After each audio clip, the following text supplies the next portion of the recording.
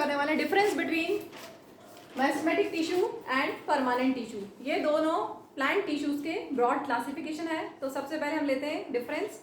First meristematic tissue का, the sales divide repeatedly, क्योंकि ये ग्रोइंग टिश्यूज होते हैं तो सेल्स रिपीटेडली डिवाइड होते हैं।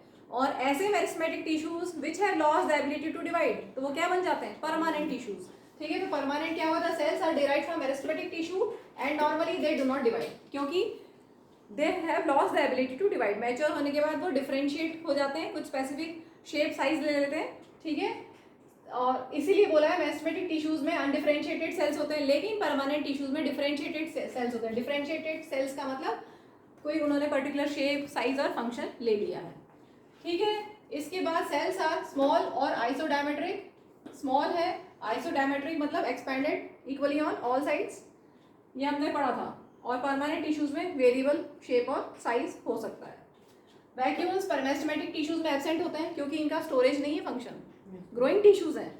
ठीक है, आपके एनसीईआरटी में लिखा भी है कि थिंक कि इनमें वैक्यूल क्यों नहीं है, क्योंकि इनको ये ग्रोइंग टिश्यूज हैं तो इनको वैक्यूल की जरूरत नहीं है। वैक्यूल तो क्या करता है, जब मैच्योर हो गया प्लांट तो स्टोरेज कुछ करेगा, लेकिन यहाँ पर ऐसा नहीं है।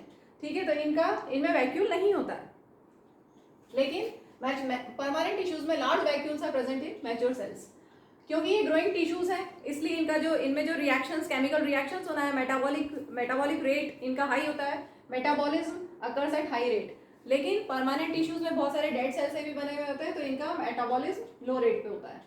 यहाँ पर सेल वॉल्स थिन होती है, यहाँ पर सेल वॉल्स थिन या थिक दोनों हो सकती हैं। ये सिंपल टिश्यू है और परमानेंट टिश्यू कैसा है? सिंपल भी हो सकता है, सिंपल परमानेंट टिश्यू भी हो सकता है और कॉम्प्लेक्स परमानेंट टिश्यू भी हो सकता है।